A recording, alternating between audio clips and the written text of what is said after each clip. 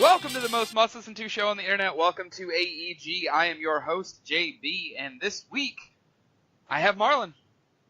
Hey guys, what's up? And special guest coming to us live from somewhere in Ohio, I think. We have Chris. Hey. Hey. Yes, our very special guest tonight. Yeah, no Goose, no Dalton. A little A weird. little short-staffed. Yeah. It is just the Three Musketeers It's tonight. the three Musketeers. So, Yeah. guys, I'm expecting you to carry the show. So We'll make it work. We'll try.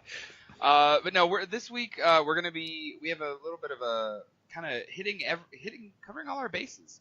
We have PlayStation State of Play. ID at Xbox did a mini event. We have some possible Nintendo Switch hardware news. And then Borderlands did their big reveal this past week, which I'm excited to talk about. And then we're going to be starting something where we're actually going to have a main topic of the week. And this kind of came about because of our Discord that we chat in throughout the week. Our thoughts on the pros and cons of playing games on easy versus not playing games on easy, mostly because of certain articles that we all kind of saw around Sekiro, which came out last week. So let's get into it. Let's start with Xbox. The ID at Xbox did a mini event similar to the Nintendo Directs, which we're going to probably say a lot now with Sony doing them as well. I was not able to watch this. I didn't even get a chance to watch it prior to the recording of tonight's episode.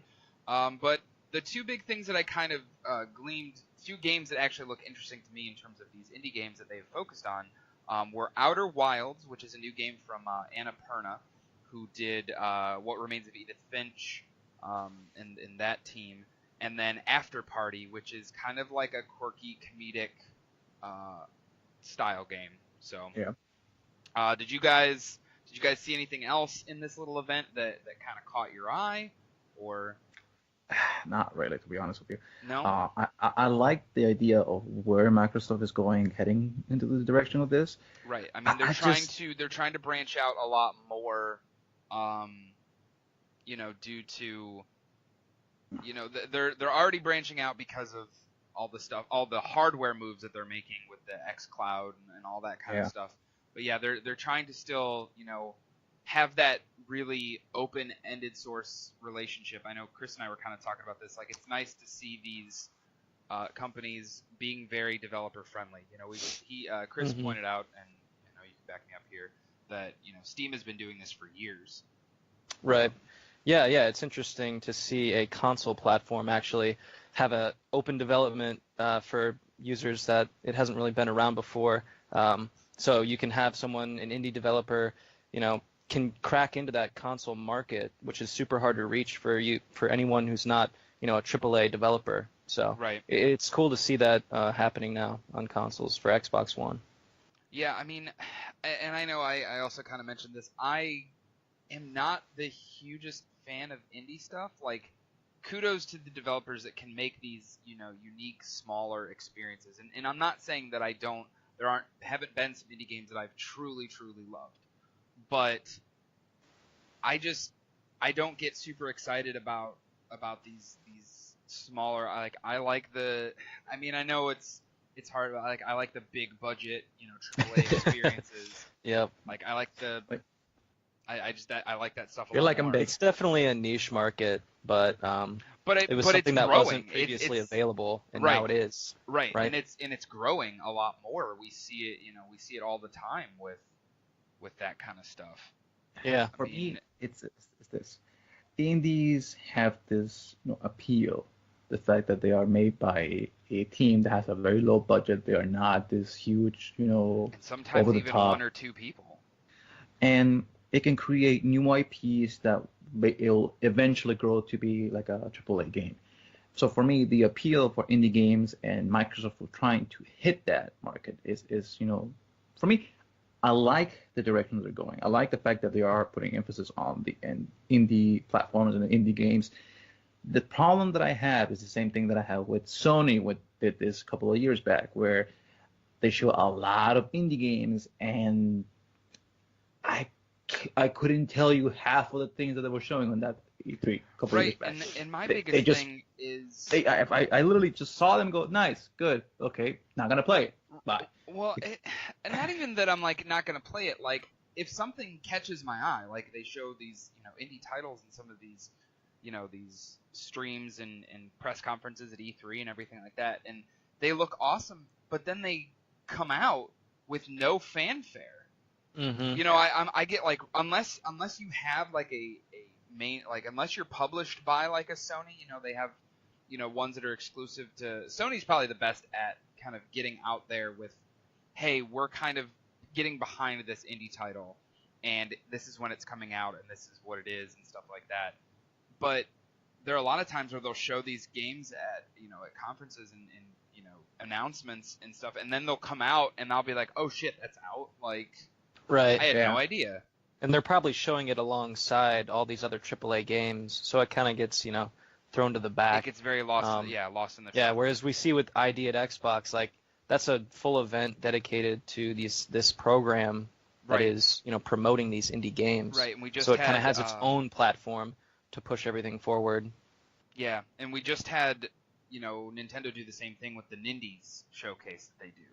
And Nintendo's getting to the point where they're kind of trying to compete with Sony in terms of these big, smaller game-focused events, and now Microsoft as well. So I mean, not just because I don't care for them and I don't play a lot of them doesn't mean this is not amazing for the industry. I think it's phenomenal. I think it's great that these little companies can, get their name out of here, backed behind these bigger companies and get that recognition.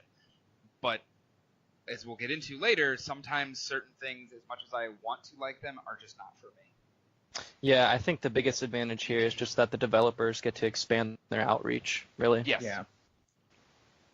And for me, it's like it is like it's a double-edged sword for me, because in one way, I want the small developers to get recognition. I want them to spread out, and I want them to basically get more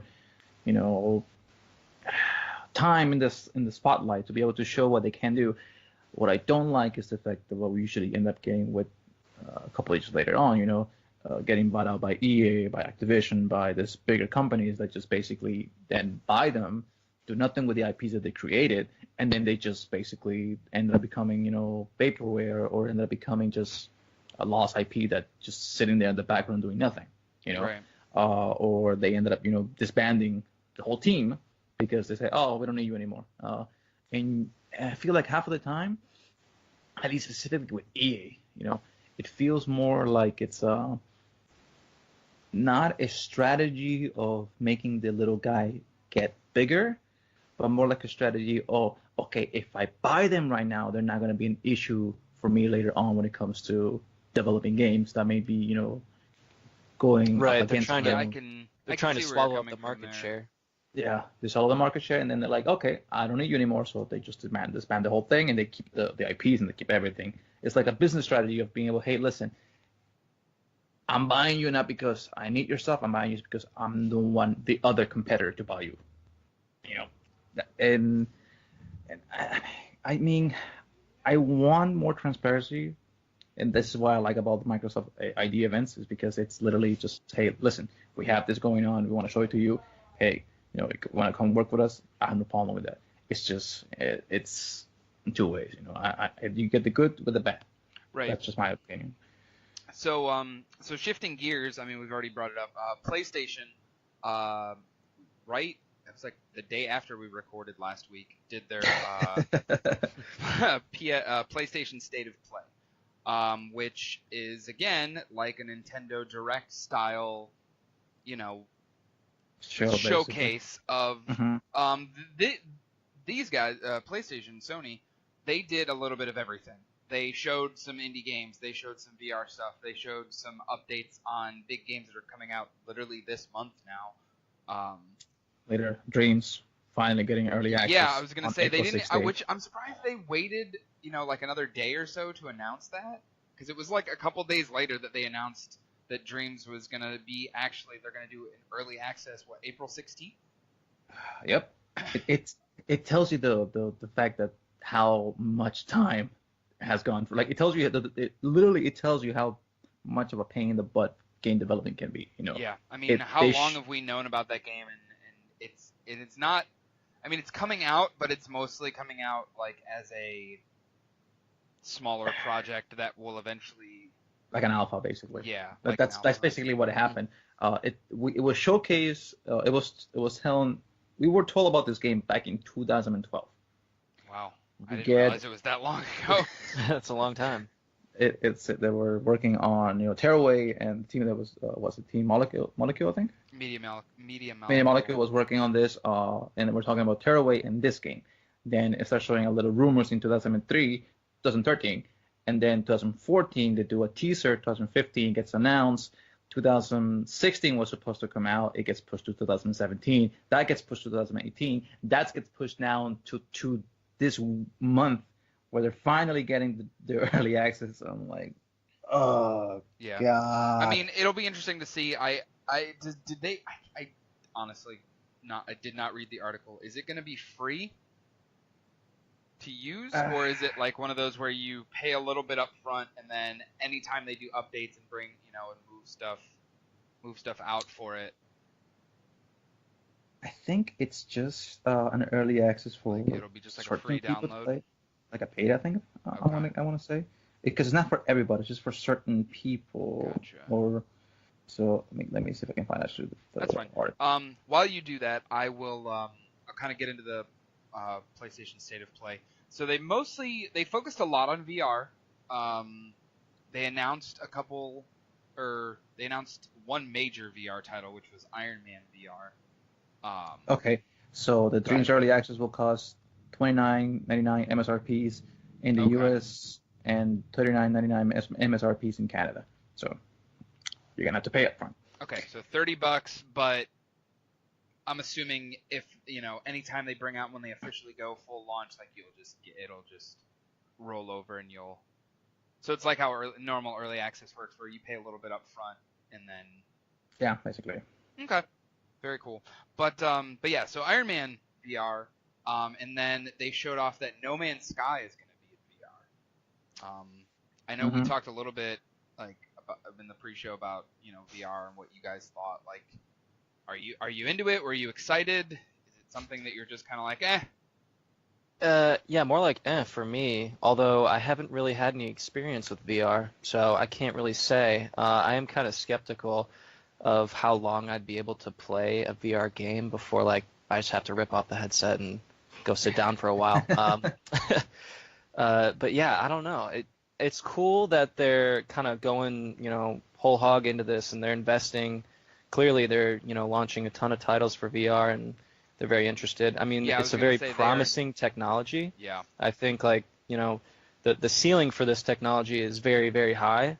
It's probably not exactly where it needs to be right now, but it's not going to get there unless someone like Sony, invests a bunch of money and keeps pushing it forward. So right. I mean, it's cool to see the current state, though. Yeah. Not sure how intriguing it is to me at this moment. Yeah, I was gonna say I own a PlayStation VR. I like it. What I played on it was very interesting. It's different. It gives me a different experience than just sitting there playing a game. I agree. I can't play it for very long. But I mean, Iron Man looks cool. I kind of given up on No Man's Sky, unfortunately. So I don't know if I will actually. Have you returned to the game since they did their updates? Yeah, when it came out for Xbox and they did that big update for PS4, I played it then. That was, I think, last summer. Okay. But I have not played it since then. I'm interested to see, because they're going almost full MMO with this Beyond update that they're doing.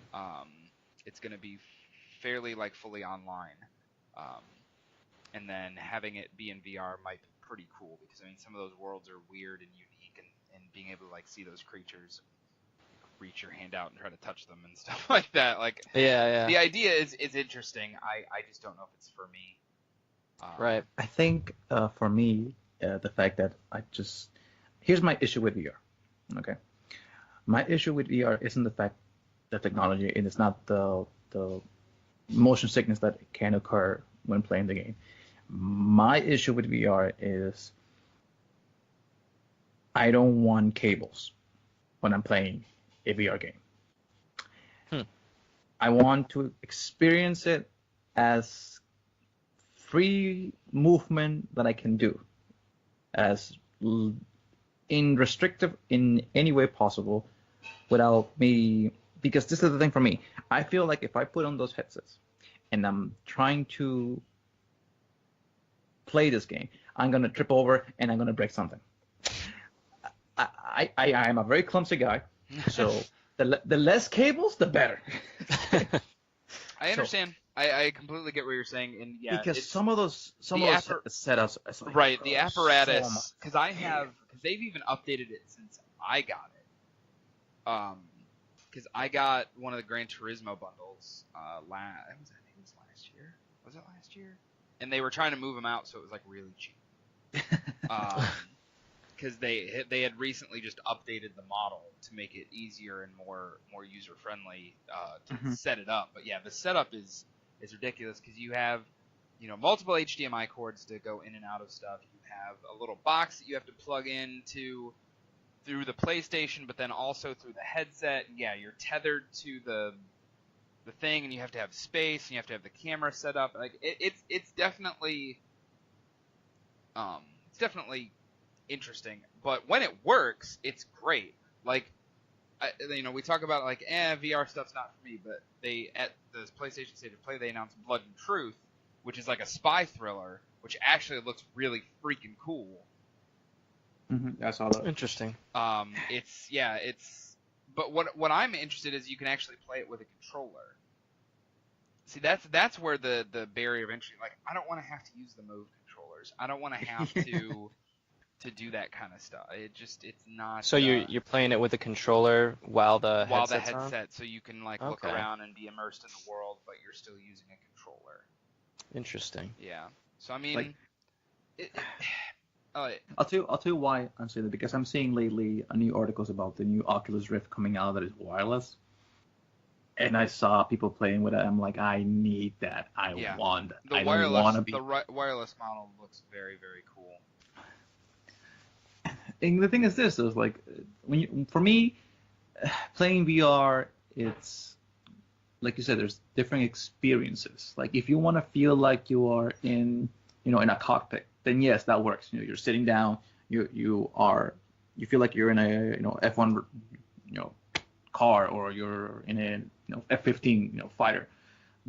Those instances, it works beautiful because you're sitting down. Your brain knows you're sitting down in a cockpit, so it feels more believable. It feels more immersive. But when you're playing games like, for example, like the Skyrim, where you're supposed to be standing up and swinging away, that's when for me it's like, yeah, I can't do that. I don't have the space. Don't have the. Right. Sounds like it'd be good for the storytelling type games, like Life is Strange or something. Yes, I would. That or like the Walking Dead games. That would be. Yeah. For me, that would be something really cool. I could even see like a Resident Evil if it's a slower paced combat type game. It would work great for a situation like that. Like if you get immersive into like, oh crap, this is like really scary shit. Yeah, I can see that happening.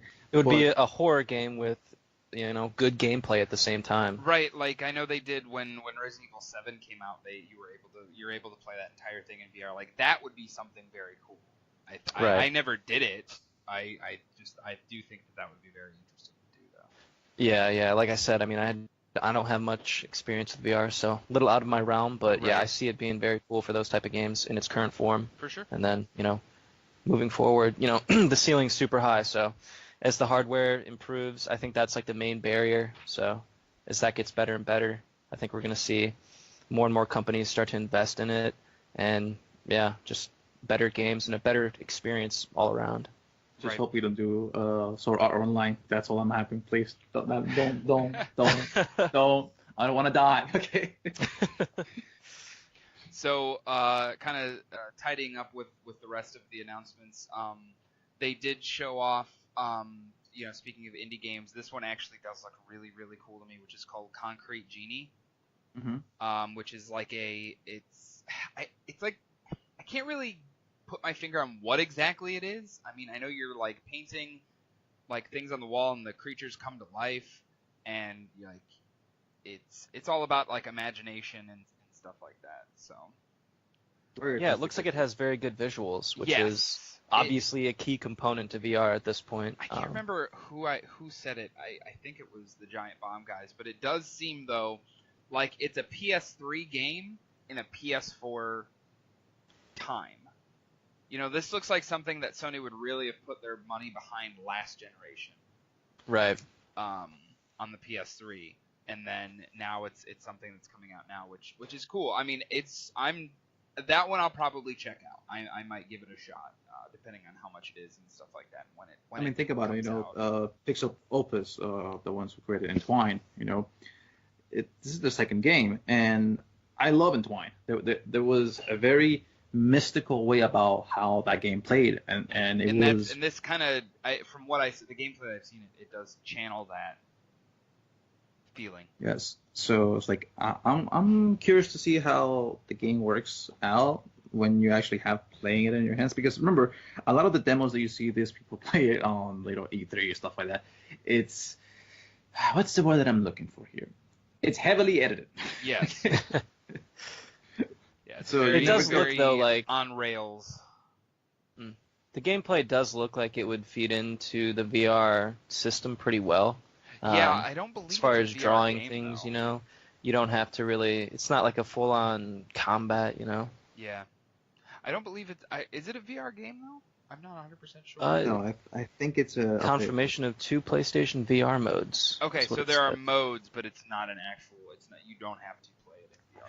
Yeah, it's like that stupid mode for VR for Ace Combat 7. Right. Oh, here, Ace 3 Combat. missions for you. Like, I thought it was gonna be the entire game, but I was like, Right. 3 missions. I'm like, no, I'm not gonna spend $200 to play 3 missions for this. Right. No. So finishing up with the PlayStation State of Play, they showed off a Days Gone story trailer. Mm-hmm. Which How you thought about? I'm getting really excited for that game. You just want it to come out, huh? I've been waiting a while for that game. And I think I said this. I think I put this in the Discord. The only thing I'm a little worried, like the story and the world and the ideas behind it look great. The gameplay, though, the actual shooting, still has me a little worried. It does not feel as tight. It does not look. I can't like put my finger on it. It just looks very generic. I don't know if generic's the word I want to use. I wouldn't say generic, but it does. When I saw the gameplay of it, it doesn't look as polished as I want it to. That's polished is probably a better word for it. Yeah. It looks like it could have some tweaks and some. Right. I'm hoping areas. that they tighten it up and for the launch here in a couple weeks. But I'm super excited for Days Gone. Chris, are you gonna be getting that one? So I've never played. Is this a brand new IP or? Yes. Okay. It is the Sony Bend guys, which I can't remember the last thing they did. Was it the Uncharted for the Vita? Here, Let me get up. I'll look it up while you guys talk. I mean, it definitely looks interesting, like a post-apocalyptic setting. Yeah, I'd definitely be interested in trying this game out. Yeah. I think, I think that was the last one. Yeah, the last thing they did was Uncharted Fright for Fortune on the Vita, which I think was the card game that they did. Yeah. And then Golden Abyss was the actual game that they did since. So.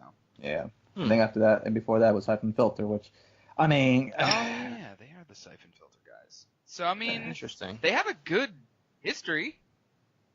Yeah, it looks like it might be running on the engine from Uncharted, actually. I would be okay with that. And it does look gorgeous. Good. It is a gorgeous game. But yeah, no, I'm super excited for Days Gone. I'm hopeful that it is. I know it's not going to be I want to make this statement with a grain of salt. But I know it's not going to be the tentpole Sony big. It's not going to be the God of War of this year. But I Right. think it's something for right now with Sony kind of their fall in very much in limbo with not knowing, when Last of Us or Ghost of Tsushima or Death Stranding, when none of those big other titles are coming out, it'll be their tentpole thing they can kind of hang their hat on for a little while. Yeah, hopefully, definitely. for them. Yeah. And then they closed out State of Play with the Mortal Kombat 11 trailer.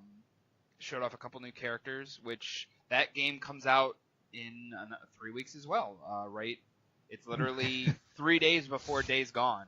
MK11 comes out, which Oof, too many games. it's way too many games. I was actually able. I was in the beta for MK11 this weekend. This past weekend they did a beta for it, and I was actually able to play. I thought it was an online only beta, but they actually put the fight towers in where you play against the AIs. Oh. So Yeah. I was like, all right, I will actually give this a shot, and I messed around with a couple of characters. I played as Scorpion, and Cabal. Did you play MK10? I did. So what do you see as like the major improvements gameplay wise? They've added a few of the tweaks from Injustice 2 into it. Okay. In terms of like the environments and just the fluidity, like MK10 felt very fluid. I mean, it's Oh yeah.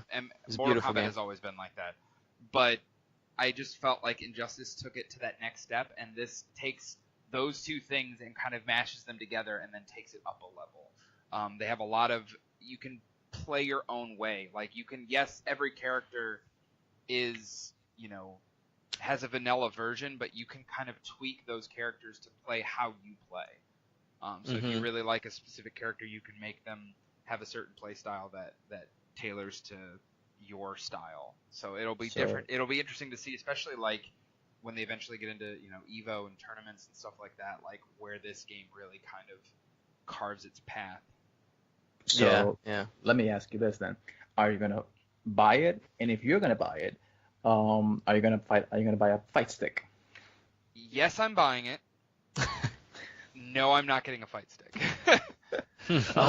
Man, for me it's like I play fighting games extremely casual. I am not a big fighting game fan. I'm the same way. I like them. Like Mortal Kombat and Soul Calibur are and Injustice, but that was kind of like Mortal Kombat but with superheroes. So like those games are I like those two major franchises. So I mean, I will play it here and there, like when I'm bored or want to take out my aggression on something. I'll do a couple fatalities and rip people in half and be happy. well, Like, actually no, it's called exactly. brutalities now. You can't say fatalities anymore. What? I'm sorry. Hey, the game said fatality. I'm not gonna not say fatality. Like I was able to pull off both of Scorpion. Half which of those were- fatalities are just Dude. brutalities. Give me a break, man. Like, Yeah, there's some nasty stuff in that game. It's So- so gross. And they did change the X-ray feature a little bit from Yeah. MK10 to 11, and I've seen some Yes. good feedback on that. and it's People not like the way spec- it looks now. Yeah. It has a better aesthetic to it. Yeah, and it's not specific for some of the X-ray moves. Like I was straight up. If you land like a pretty major hit, like I did like a really big uppercut, it'll slow down and show like her jaw breaking, like and stuff like that. So it's Oof. not just like the specific X-ray stuff. Right. Here's Yeah, the because thing they were from- pretty contained to certain, certain, specific moves. Yes. Yeah, combos and So- stuff like that. But yeah, they closed it out, which I thought was a weird, closing it out on the third State of Play. Going back to that, they kind of closed out that on a On death. non-Sony exclusive game, and I thought that was very strange. But Mortal Kombat's such a big name that being able to debut, some new characters and show new stuff for that was a pretty big deal for Sony. So Definitely. I hope we get more of these State of Play. I hope they're not few and far between. I guess hope one they're thing more we didn't talk informative, about something was like that. Crash Team Racing. Oh yeah, because yes, They you did have wanna mention that. some announcements about that. Some PS4 exclusive content where you Yeah, have which- some retro skins. and some Nitro Kart. They're gonna Yeah. bring some Crash Nitro Kart stuff in. Now, did you guys play CTR? I came into PlayStation during the PS2 era. I started Okay. out in N64. I did not even have a PS1, so I I went back and played some of that. missed Like the I boat went on back and CTR. played the original Crash games and stuff like that, and I did play some CTR. So I love kart racers. Yeah, yeah. So How about you, Marlon? Uh, I couldn't tell you how many hours I've lost playing those games. Like, I could not tell you. The fact that they actually announced it for me, I was like, okay, let me see if I can actually find the actual reaction of me looking at that and going, yes, we're finally getting a new one. Thank God. Yeah, I mean, for me, I've never been huge into racing games, but man, I played the hell out of that game when I was young, and I'm a sucker for nostalgia, so I'll definitely be picking that one up. That All was right. basically me. all right. Quite the information. But yeah, I thought overall the PlayStation State of Play, I thought it was cool. I mean, it wasn't the mind blowing thing I was hoping it was going to be, but there was still some pretty, people were talking about it. So. Mhm. And sorry for cutting you out there, Chris. Oh, it's okay. Don't worry. So yeah, the next thing I want to really quick touch on, we don't really need to go too much into it, but the Wall Street Journal did a report where Nintendo is going to be releasing 2 new models of the Switch. Now, this is all rumor. This is not confirmed by Nintendo or anything like that. But the 2 that they mentioned were a handheld-friendly model targeted towards like 3DS owners, like a good transitional device to get them into the Switch family, so to speak. Yeah. And then the other one being a Nintendo Switch Pro or Nintendo Switch, upgraded model that's, a little bit stronger hardware. That's the rumor. That's the rumor. These 2 models. What do you guys think? Real quick. You don't have to give super lengthy impressions. Like, do you think it's a good idea? Do you think it's Yeah, I think it's a good idea. The main thing really with the smaller one, upgrading from a 3DS, man, if they could just port that Nintendo Store from the 3DS right onto the new Switch, I mean, that'd be amazing. But maybe someday. We can Yeah. only dream. We can only dream. Yeah.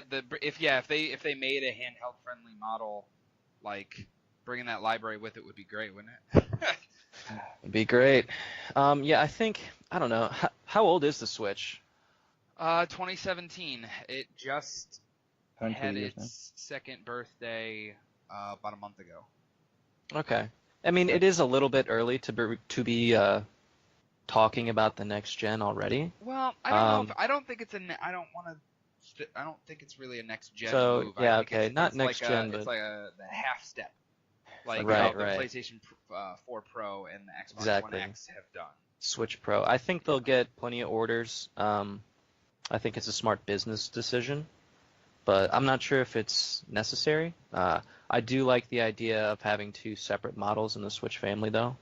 Yeah. What do you think, Right. Marlon? My point of view, my whole issue with this thing is this. Number one, this is a 2DS thing all over again, where you bring a model, which is everyone thinks, hey, it's a pretty cool idea. You get a game, you can actually see 3D in actual periscopic 3D in a handheld game. Then they say, oh, well, nobody uses that, so we'll just take it off and we'll just make it a 2DS game, which is basically a handheld 3D version of a Game Boy. Okay, so my issue with the fact that Nintendo does this is the fact that they keep dropping the ball. They keep shortchanging themselves when it comes to the hardware capacity. You could tell that the Switch, the minute it came out, it was underpowered compared to the Xbox. Well, yeah, and the I mean, Xbox. Nintendo has never given a shit about that though. I mean, look at the Wii. Yeah. They sold millions and millions of consoles, and it was less powerful than a 360 or PS3. So let me Anytime they okay. come out with new It was hardware, barely it's an a HD. new. It wasn't an I'll- HD. Yeah. I'll push back on this. We got the 3DS, right? What did they do after that? Besides the 2DS, what was They did the other thing the that they did? 3DS. The new 3DS. They did the 3DS XL and then the new 3DS XL. 3DS which XL. Added which an is- extra analog stick and a small bump in power.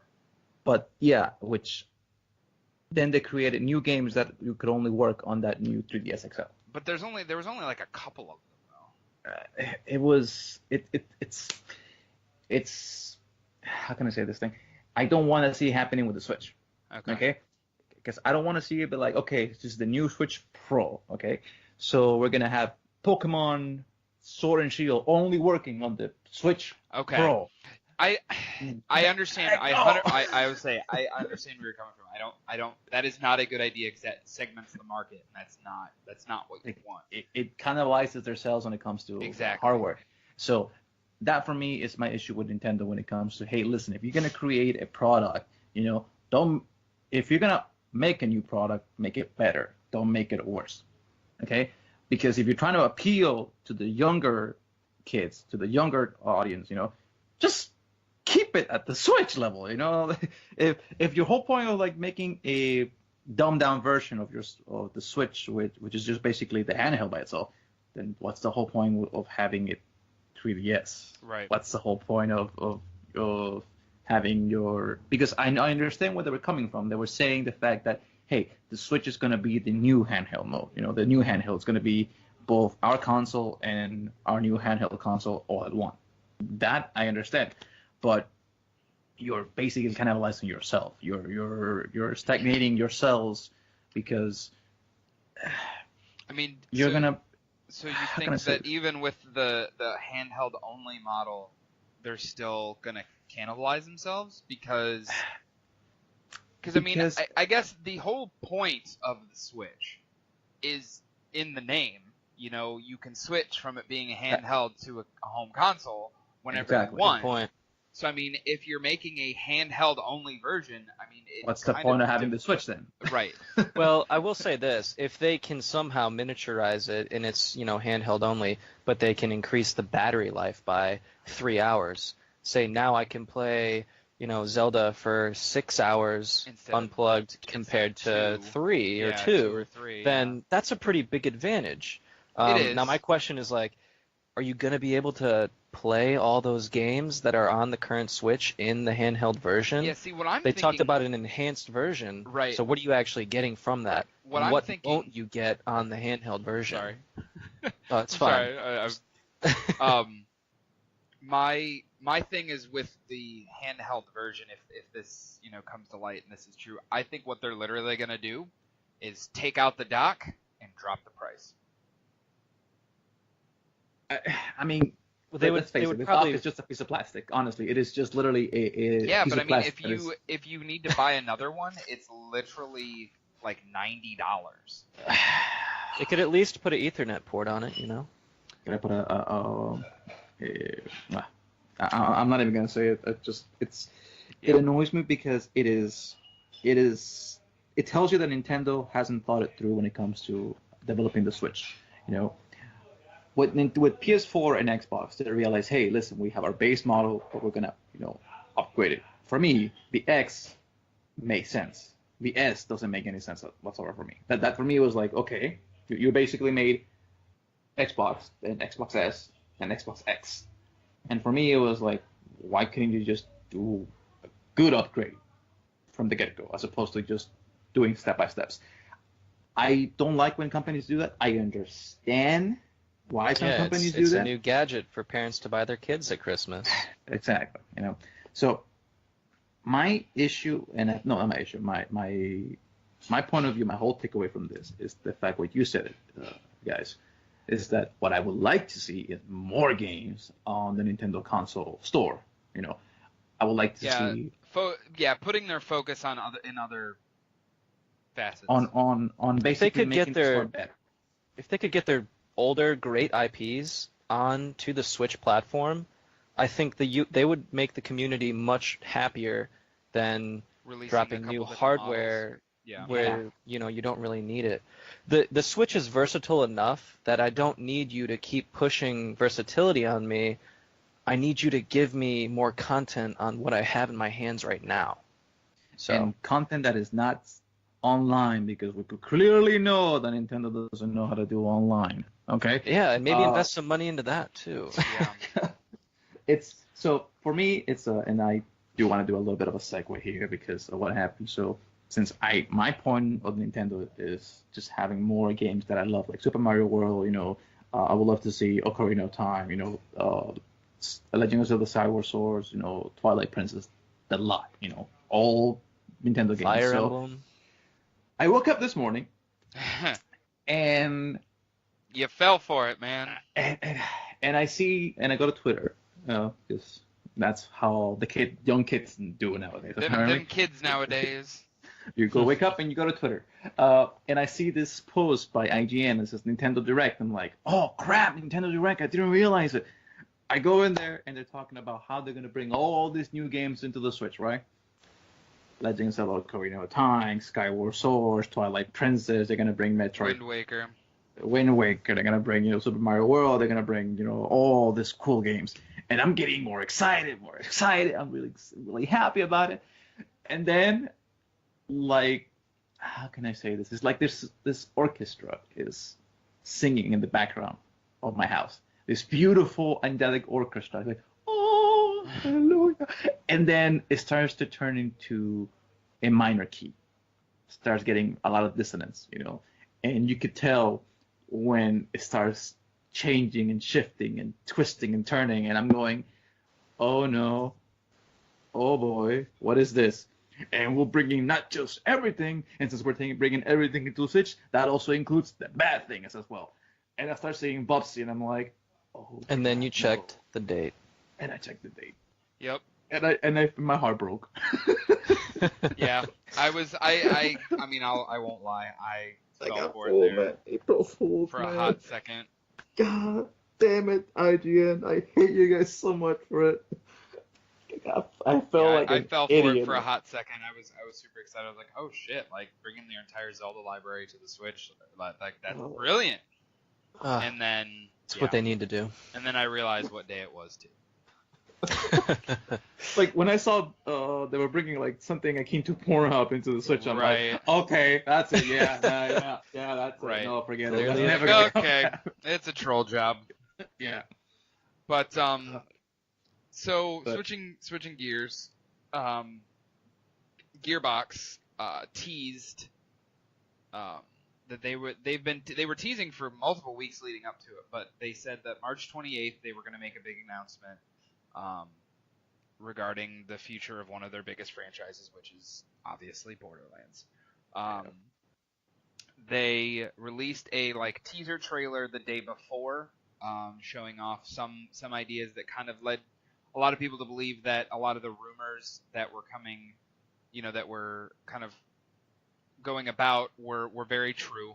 And then on the actual day of their press conference, they spent about an hour beating around the bush. Speaking of troll jobs, they were just circle in the world, bro. Right. They were teasing the shit out of Borderlands 3. And then finally, they dropped it. Well, otherwise, on top of the Borderlands 3 announcement, they also announced that Borderlands Game of the Year Edition will be available Wednesday, this coming Wednesday. So they, only about a week from announcement to release. I know what my friends are playing. Yeah, I was gonna say I'm probably gonna pick it up again. I love Borderlands. And then they're also going to be dropping an Ultra HD patch on the same day for the Handsome Collection, so Borderlands 2 and pre-sequel. And then yes, they showed off. It was about a 4-minute trailer of all actual gameplay of Borderlands 3. So let me ask you this, Jeff, before we continue on. Yeah. How would you, and this goes to Chris as well, how would you rate the Borderlands games for you? From more for favorite to least favorite. Like all the Borderlands games ranked in order? Yeah. 2-1 pre-sequel. Okay, so I have only played through 1, and I just got 2 this past weekend and started playing it. Okay. But as far as I guess I could rank it in that genre, and I do have a soft spot for looter shooters. But I wouldn't put it quite up there with Destiny 1, as far as a looter shooter, but I'd put it above Destiny 2 for sure. Alright. The series, yeah. Gotcha.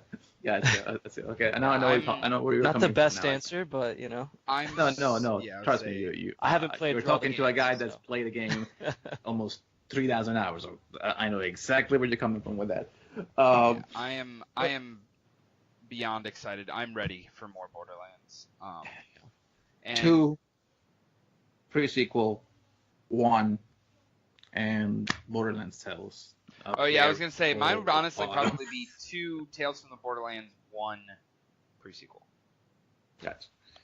So, But how do you I'm a feel about- Telltale fanboy, so So let me ask you this then, Jeff.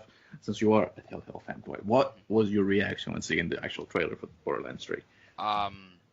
I'm super excited. Like if you probably videotaped me watching the trailer, I was smiling ear to ear. Like like I said, I am ready. I'm real ready for a new Borderlands game. And I know it leaked out today. Gustavo posted in the Discord, and it is April Fool's, so again, take everything with a grain of salt. Yep. But they said on the day of release for the Game of the Year edition on Wednesday, they're going to be showing more, or they're going to be talking more about Borderlands 3.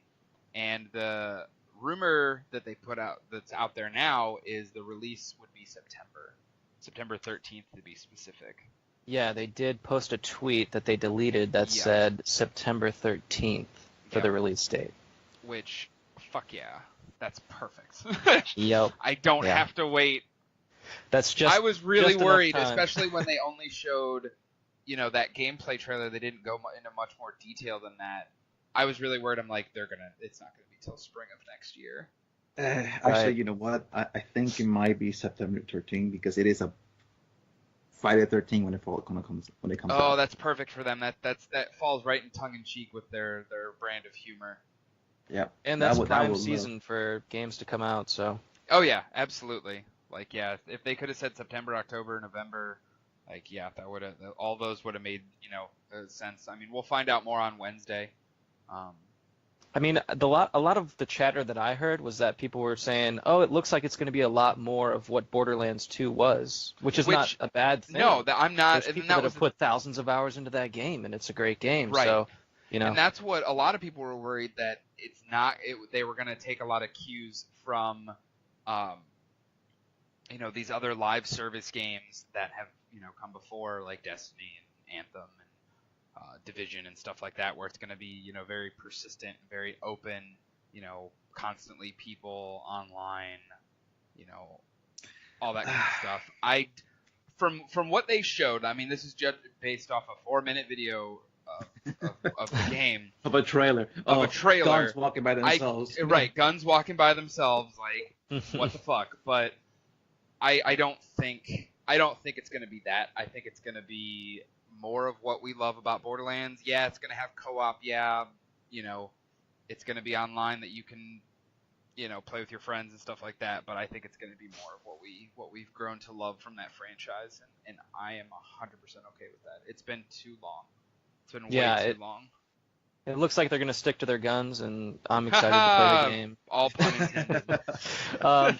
The thing that caught my eye the most, though, was like the variety of environments. When they Yes. did that slideshow at the end of the Yes. trailer, there was like a mega city, there's desert, there's Arctic. I mean, There was like a it's bog, crazy. like a swamp, yeah. like a swamp And planet. That was That's one of the things that grabs me the most about games is whenever you can transition from environments. different environments. Mhm. And yeah, it looks amazing. And And that they was used worlds, the word worlds, Yep. explore worlds. So Yep. it's, The rumors were that you start off on Pandora, but shortly thereafter you are able to get in a ship and go to other worlds. And that's probably what we're seeing from that trailer. So that's so That's- exciting to me. yeah, I'm gonna laugh if Borderlands ends up becoming the next No Man's Sky. It's just a lot better. Jesus.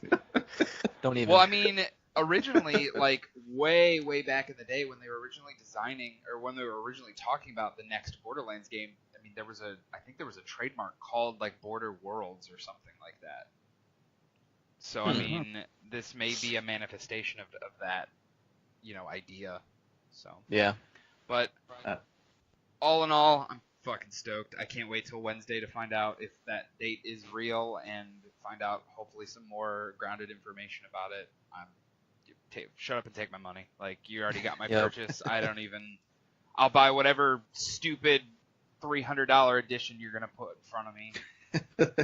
Yeah. Give me a I I don't like buying collector's editions much anymore, but yeah, you give me an awesome collector. You give me here's what you do, Gearbox. You give me a replica statue of the gun with legs, and I will buy it. Make it semi-functional. I wanted to at least, shoot some airsoft pellets or something. Yeah, shoot Nerf bullets. Like Sekiro's collector's edition, where it was well, I wouldn't say bad. It's just that the bonus that I got from GameStop, I thought it was gonna be better, honestly. Oh, the little letter opener that you got, yeah. Sekiro. I don't know. I don't know if it's metal or not. It's just, it feels really weird. It feels heavy like metal, but it doesn't have any sharpness to it. It doesn't have any indication that it is metal. It just feels very plasticky. It's like, Lord, dang it. Well, since you mentioned Sekiro, that brings us, almost an hour later, into our topic of the week, which we can go into as much detail or non-detail as you want. But Sekiro is a fucking hard game. Yeah. Yes, it is. Look, it has taken his tongue. Yeah, I don't even know where to start. Like, I played it. I put a little bit of time into it. I think it's a great game. I want to play more of it. I want to be able to experience these worlds and stuff like that. However, I do not like bashing my head against the wall. So you're in the other camp, huh? All right. Continue with your thoughts, sir, please. Okay, so there was some articles that came out specifically regarding around Sekiro about whether they should add an easy mode or not. All right. So basically, the articles were one from David Thier. I don't really care if I'm butchering his name. By the way. I don't really care if I'm butchering his name, because that is how much of respect that I have for this man. Very little, by the way. Basically, David Thier has been putting up articles on Forbes since time immemorial. I think since Dark Souls 2? Yeah, I mean, he's been on Forbes Games for quite a while. So he's been putting up, he played Demon Souls, he played Dark Souls, but ever since Dark Souls 2, he's been on this camp of wanting to put an easy mode on front-up games. And he feels that the front-up games that brings up about elitism in the gaming community. You mean elitism? Yeah. Sorry. And that. Just for those. Yeah, I don't care. I don't care. I have horrible accent. I know. For those of you that don't understand, Marlon, that was elitism. Elitism. Okay. Anyways, basically, he feels that by making these games really hard, it drives away gamers that would otherwise enjoy and play this game. My issue, and I think Eric Kane from Forbes, who also wrote an article, basically on the other camp of people who think that this game should not be like, hey, these games are meant to be this way. Get good, basically. Get good. The thing is that I wouldn't even say that it's get good. It is the fact that by making the game easier, by forcing the developers to make an easy mode for the game, you are bastardizing the original intent of the game developers, how the game was meant to be played. Yeah, these games are meant to be slogs. They are meant to be, difficult. They're meant to be difficult, and they're meant to be. As much as they are not. I mean, I've said this. They are not for me. They are not my cup of tea. FromSoft has some of the best world building I've ever seen by a company. Like, their worlds are awesome. They're fun to explore. They're interesting. They're unique. But not many people are going to be able to experience that because of the high level of difficulty. What do you think, Chris? What is your thoughts on the matter? So my thoughts on the matter, I mean, okay, so it depends on the type of gamer you are. Like, so JB, he probably, it's not for him, like a lot of other people, not for them. They just, the repetitive getting killed over and over and over again and getting little in return, and sometimes it even gets more difficult the more you get killed. It's a huge turnoff for players because once they hit a wall, it's tough to get past it sometimes, and it can be exhausting. I mean, Dark Souls literally came out with a Prepare to Die edition, so like it's clear from the developers what they want out of this game. Like they want the experience to be, it's a war of attrition as you get through the game. Me and myself, I love the Dark Souls series. I love the From Software games. I think a big part of what makes the game memorable to me is how much I struggle as I go through the game and progress it. Beating a boss in that game, like my heart is pounding. The feeling, at feeling the end of the boss fight. Yep. Yeah, exactly. And it creates some of the most memorable gaming moments for me. And I think putting an easy mode in there, like it kind of cheapens the experience. You're not going to really remember the game, and it's almost like a testament. If you want to be able to explore and see the world, you're gonna have to grind through it. You couldn't have said it better. Yeah, I was gonna say that was the most etiquette. That was the best etiquette you could have said for something like that. I'll tell you what. Thank you. I have. So, for our listeners out there, this is a little bit of a background for me. I platinum Dark Souls. I am close to platinum Dark Souls 2. I platinum Dark Souls 3. I platinum. Well, so this is my bread and butter. These games, I didn't think they were. When I first played Demon Souls, which is, I still have to go back and play, but my PS2 doesn't work anymore. So anyways, when I first started playing these games, I thought, wow, these games are not for me. They're so difficult. They're so grindy. You have to slog through this world to basically just get something farther, out of it. Yeah, a little bit farther. Just a little bit more, Yeah. But when I first started playing Dark Souls for the PS3, and because the game was so well crafted and the game design level, when it was so well crafted in the world, that I just wanted to know more. And I said to myself, you know what? I'm gonna make it a mission for me to beat this game. So when I first beat my first boss of the game, I had this adrenaline rush. I'm like, oh crap, I'm finally getting better. I can do this. I can actually do this. And that switch, Yep. for me was like, okay, if I can beat this boss who I thought I was never gonna beat, Maybe and it was you can get farther. I can get farther. Maybe I can get to the next boss. And it sort of happened. I ended up platinum in Dark Souls. Then I was a convert. I started playing Dark Souls 2, which for me to this day, that game is a grind of the highest calibers. If you think Dark Souls was a grind, Dark Souls 2 is twice the grinding of just sheer numbers of bosses that you have to beat. Dark Souls has around 27 bosses. Dark Souls 2 has around 42. Dark Souls 3 cut back the bosses level to around 28, 32, something like that, with DLCs and stuff like that. But it is, for me, I'm okay with the attrition. I am okay with banging my head against the wall until I beat these bosses, because in my mind, it is a joy. It is a fulfillment for me to finally realize that something that I thought could not be done, I did it. The fact that I was able to get better, the fact that I was able to validate the fact that I could actually get good at something, to the point where I'm actually being able to platinum and basically push myself above and beyond what I can normally do, play video games. It's the same thing that happened when I was playing competitive in Destiny 2. I have a competitive strictness of me that is patience. And I think that is the biggest virtue that I have when it comes to video games, that I have patience to keep going at it until I do it. Not a lot of gamers do that.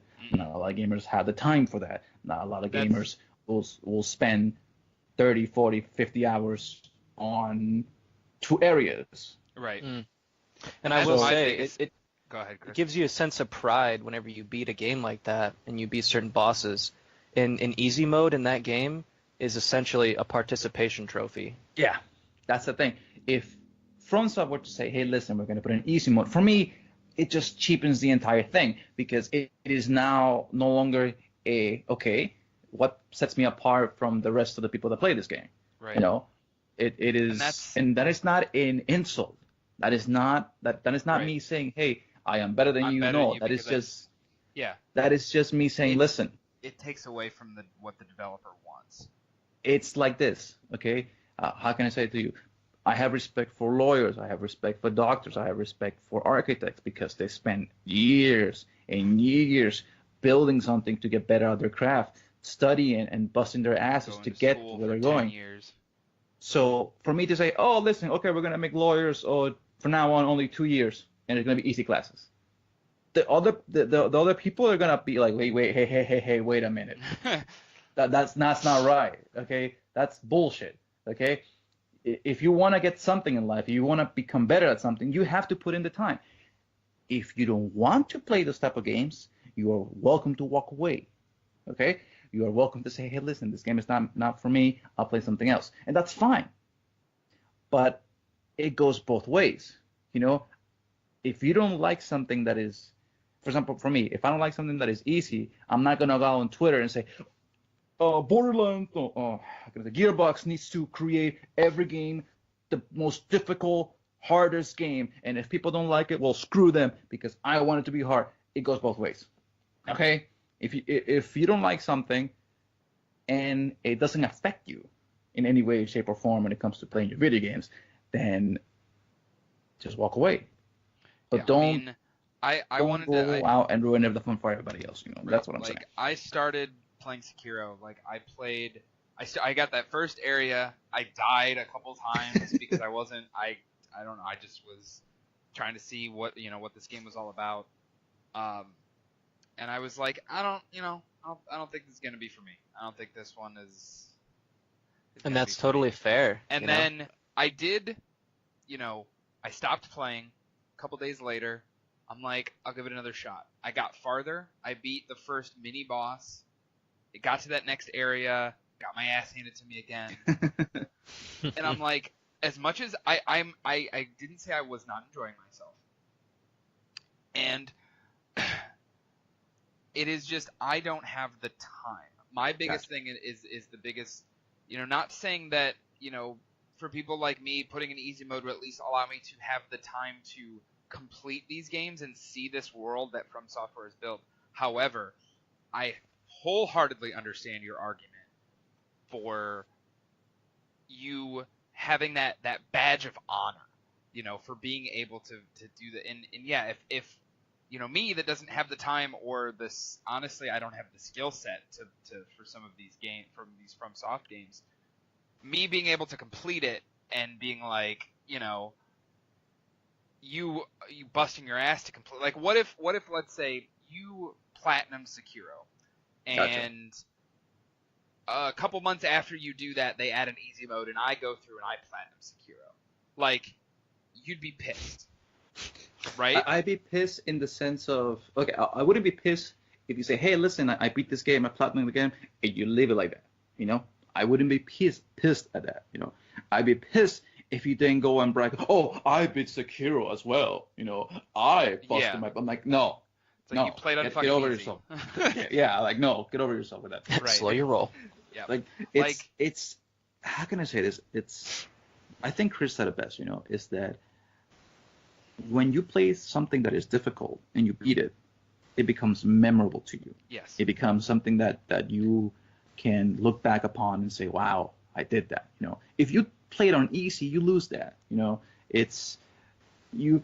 Let's say, for example, let's take your example, Jeff. You said that I beat Sekiro, and I beat it on the hardest difficulty because there is a very hard difficulty in addition to how difficult the game already is. Okay, let me tell you that. So it's hard mode and then harder mode. So if I were to do that, for me, years down the line, you're like, oh yeah, I remember that beating, banana butterfly. Oh, I remember dealing with a snake.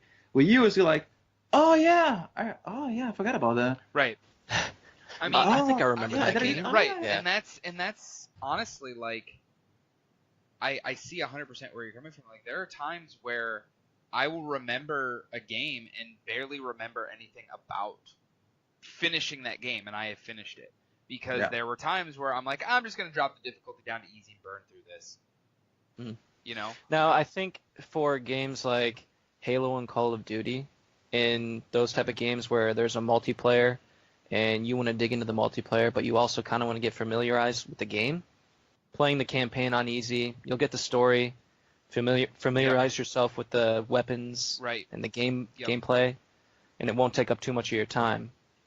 But I think that the industry overall needs games like Sekiro and Dark Souls because there are so many games out there now that are pandering to people who want things to be extremely easy, that there's a certain mystique to these games that are not going to pander to that. They're only going to be accessible to the people who Right. have the willpower to grind through it. Right. It's one of those things. I think I said it on Twitter. Like FromSoft now with Sekiro is on that precipice of being fully mainstream, and if they make an easy mode, they're gonna fall down that hill into mainstream, yes, and they'll probably make a lot of money off of it because more people will be able to buy and play their games. However, it takes away from the experience. Like, And then the next thing you know, you're going to have Sekiro loot boxes. right, it's exactly like it is just or not even just that, but just like paying real world money to for upgrades, get a bunch of for your blade. upgrades, Oh, exactly. Yeah. Like, I mean It's- that's unfortunately instead of doing an easy mode, they could go that route and be like, you give us real money, you give us money, we will, give you items. give you that items or give you these specific items that you can resurrect whenever and there's no penalty and blah blah blah. Like they could unfortunately go down that path. So I mean, it's good of them to stick to their guns and being like, no, these are how our games are designed. This is why they're difficult. This is what has defined us as a company. And that's what we're going to stick to. And I'm sorry, but that's how it's going to be.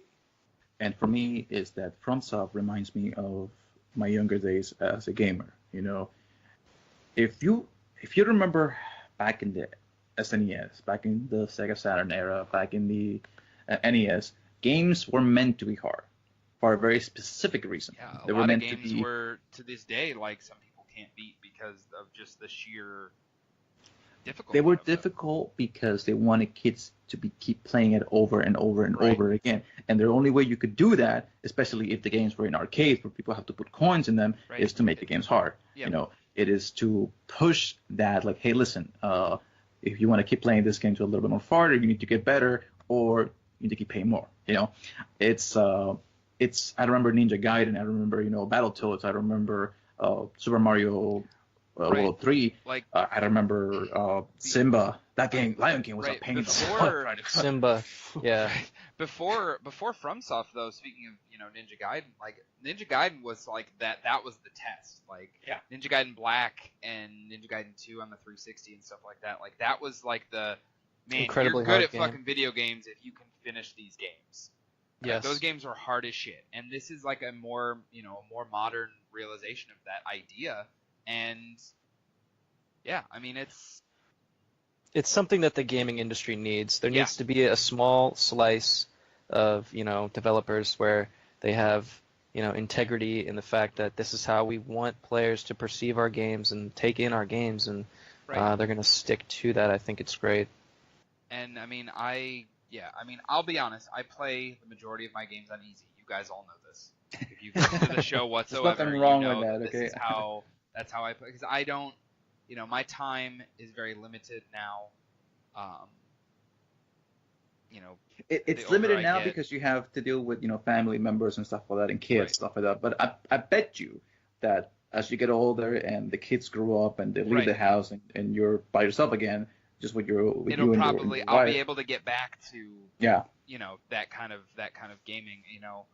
I mean, this is kind of not super related to the topic, but we talked about, I think it was either last week or a couple weeks ago, where me and multiplayer gaming, like, I'm just not.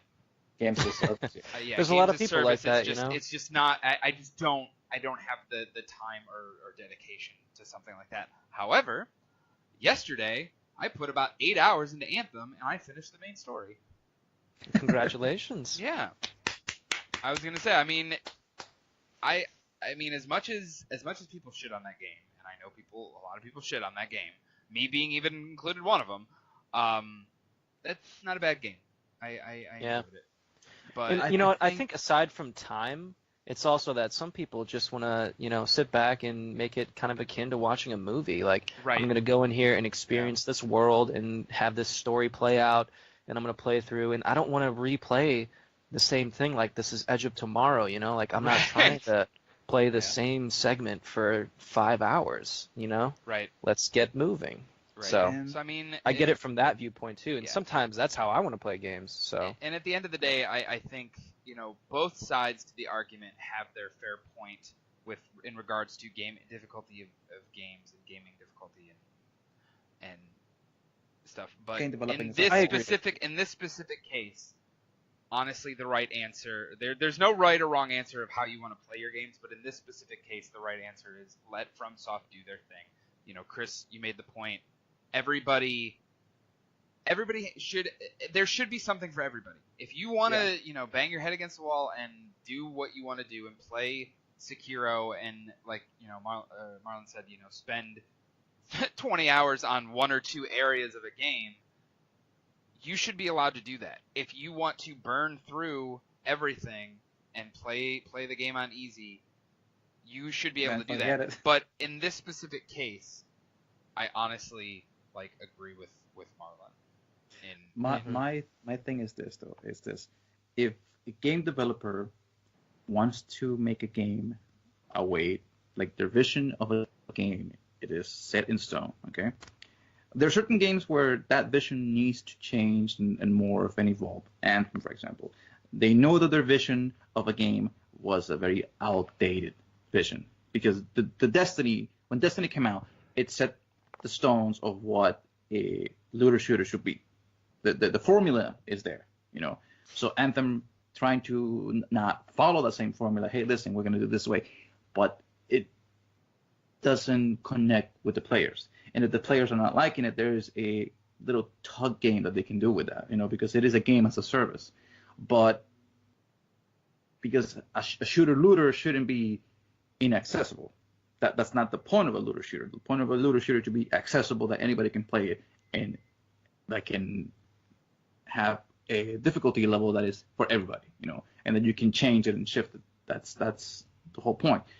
But when it comes to single player games, if the developer did not add an easy mode, there's a reason why they did not add an easy mode.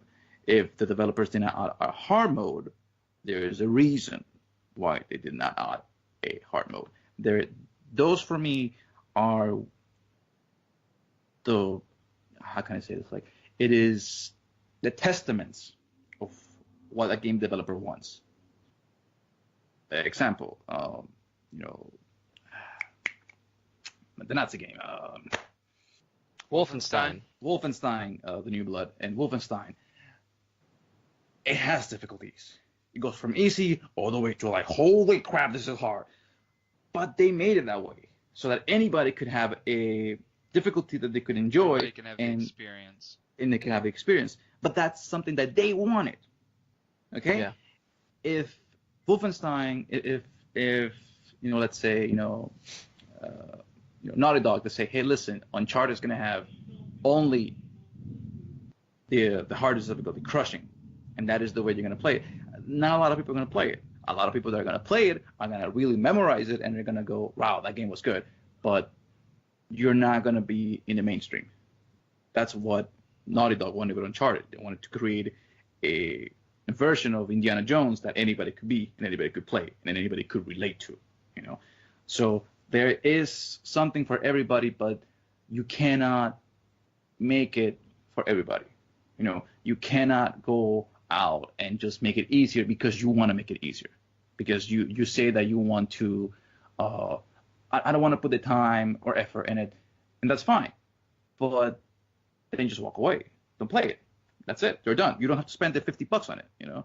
But the fact that you're going out there paying the $50, don't like how it is, then you want to go to the internet and complain and change. Oh, I want to change it because I wanted to play the game that I just spent money. I'm like, well, you should have looked at reviews. You should have looked at videos. You should have looked at channels like this that tell you what games are, to make an appropriate response of how to buy something, And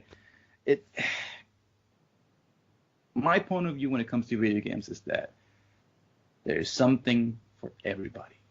And if there is not something for you, then go out there and make it. Like if you can find something that you enjoy, then you go out there and make it.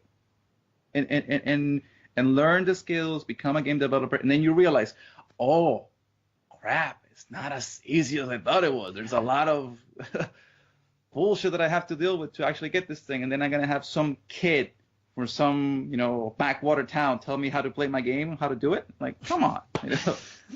Yeah, I mean, I think along the lines of what you're saying, if an artist makes an album, you get a different experience if you listen to the lyrics and you take it in, whereas if you just listen to it for the beat, there's a way that an artist intends you to hear something, and that's akin to the way that a game developer intends you to play through a game. And so, yeah, I think it's a necessary part of the industry, and I'm glad that they didn't go the route for any of their games to make an easy mode, and I don't think they should. Any last remarks from you, Jeff?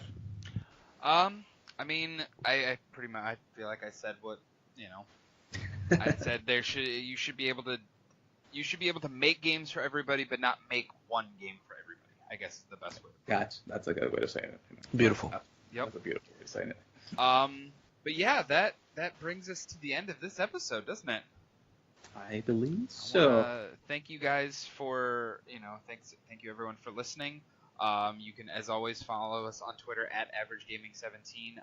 Now, a couple weeks ago, I announced a contest for some Steelbook cases, and nobody tweeted with the hashtag. So I'm still going to be nice. I'm still going to give away the Steelbook cases. So I will be contacting.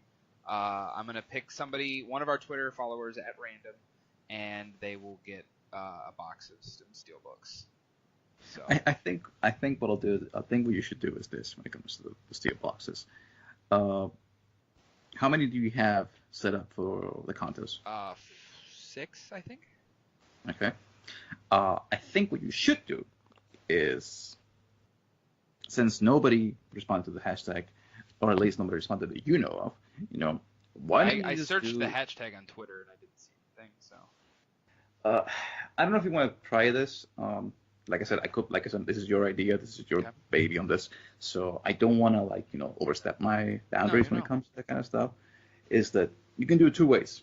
You can extend it for a week more, see if you can get somebody. Technically, it was over on last Tuesday, but I've extended it even farther. So. Or you can just do 6 different contests. Give one away to our followers and stuff like that. So just as opposed to just send out 6 to one person, just send out one of them in random to 6 people. Yeah, I might do that. I mean, we'll have to see. I'll think about it and I'll see. Because I want to reward our followers for sure. But yes. You want to reward the person who spend the time. Yes. To get there, Exactly. So follow us on Twitter at AverageGaming17. Follow me on Twitter at JV_AEG. Marlon is on Twitter at WhiteSun. WhiteSun_AEG. And God damn it, the Mets keep winning. Ha! Goose is going to have some fun with that conversation. And then Chris, thank you so much. I won't push any social media, but thanks for having me, guys. Yes. It was a great time. Yes, thank you so much. You made some really damn insightful points, man. Well, thank you very much. Yes, but all we have for you this week, and hopefully we'll have a bunch of new stuff to talk about. We'll definitely have some Borderlands news to talk about next week, so stay tuned for that. And until next time, we will see you on the AEG show.